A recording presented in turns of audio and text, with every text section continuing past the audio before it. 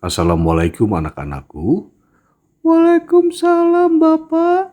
Gimana kabarnya hari ini? Baik Bapak. Bapak, Ibu kemana ya? Oh, mungkin Ibu tadi lagi ke pasar kali.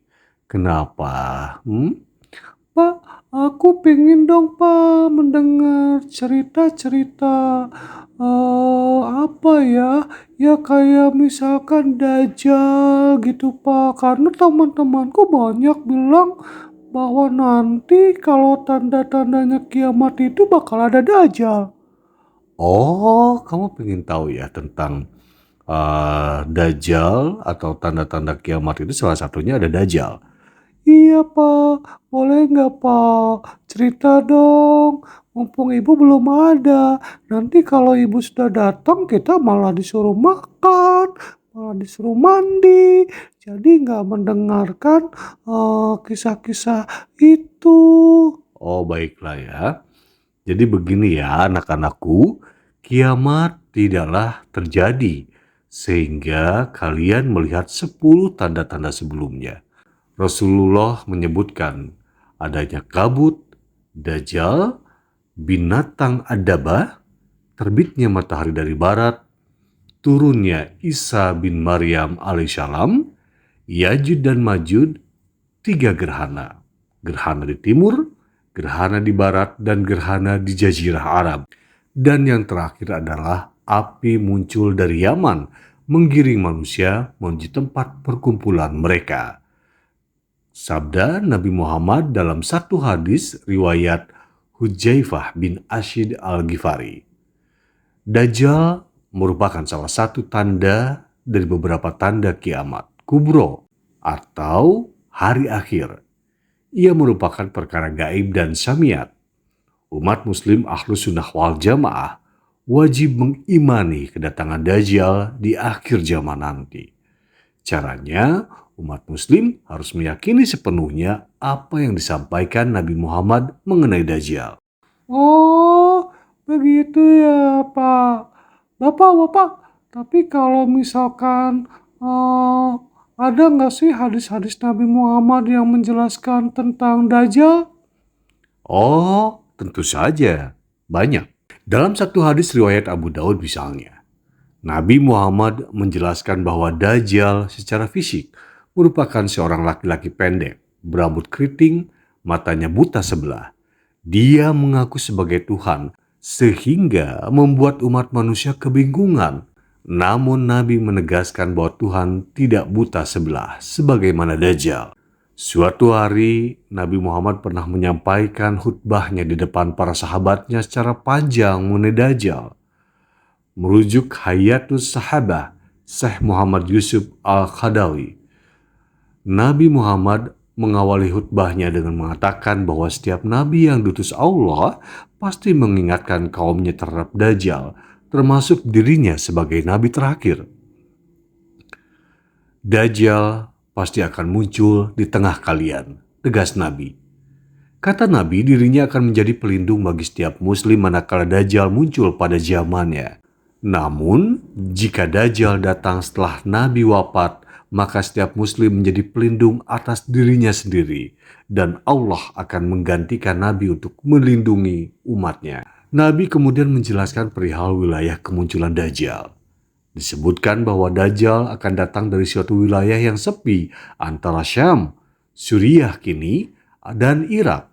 Lalu dia membuat keonaran di mana-mana di seluruh penjuru dunia. Dajjal akan mulai muncul dan berkata, "Aku adalah nabi." Padahal tidak ada lagi nabi sesudahku. Lalu ia mengulanginya sampai akhir berkata, "Aku adalah Tuhanmu." Padahal kalian tidak melihat Tuhan kalian sebelum mati. Jelas Nabi Muhammad. Selain ciri-ciri fisik di atas, Nabi juga mengungkapkan bahwa ciri Dajjal lainnya adalah ada kata kafir di antara kedua bola matanya. Semua orang yang beriman bisa membaca kata di jidat Dajjal tersebut. Oleh karena itu, Nabi memerintahkan umatnya yang menjumpai Dajjal agar meludahi wajahnya dan membacakan awal-awal surat Al-Kahfi. Dajjal pula dijelaskan Nabi Muhammad sebagai seorang yang sakti. Dia akan menguasai umat manusia bisa menghidupkan manusia setelah membunuhnya. Tapi Nabi menegaskan bahwa Dajjal tidak bisa melakukan lebih daripada itu, juga tidak bisa menguasai manusia lainnya. Cobaan Dajjal antara lain ia membawa surga dan neraka. Neraka Dajjal adalah surga, sedangkan surga Dajjal adalah neraka. Barang siapa diuji dengan neraka Dajjal, hendaklah ia memejamkan mata dan meminta pertolongan kepada Allah. Niscaya mereka itu menjadi dingin dan menyelamatkan, sebagaimana api menjadi dingin dan menyelamatkan Ibrahim alaihissalam. Papar Nabi Muhammad. Nanti, Dajjal akan melewati sebuah desa di mana penduduknya mengimani dan mempercayainya. Dajjal kemudian berdoa untuk kesejahteraan mereka. Maka hujan pun turun, bumi menjadi subur, binatang mereka menjadi sangat gemuk, penuh dengan daging, dan deras air susunya. Kondisi berbeda dialami penduduk desa yang mengingkari dan tidak mengimani Dajjal. Dajjal mengutuknya hingga tidak ada satupun binatang mereka yang hidup. Hari-hari Dajjal adalah 40 hari. Satu hari seperti 1 tahun. Satu hari lagi seperti sebulan. Satu hari lagi seperti sepekan. Sedangkan hari-hari berikutnya adalah seperti hari-hari biasa. Sedangkan hari terakhir adalah hari seperti Fata Morgana. Pagi hari seseorang berada di pintu Madinah. Dan sebelum di pintu yang lain, sore hari telah tiba, kata Nabi Muhammad. Nah, demikianlah penjelasan Nabi Muhammad mengenai Dajjal. Selain menyampaikan ciri-ciri wilayah kemunculannya dan cobaan yang dibawa Dajjal, Nabi Muhammad juga mengingatkan agar Muslim tetap memegang teguh keimanan dan keislamannya.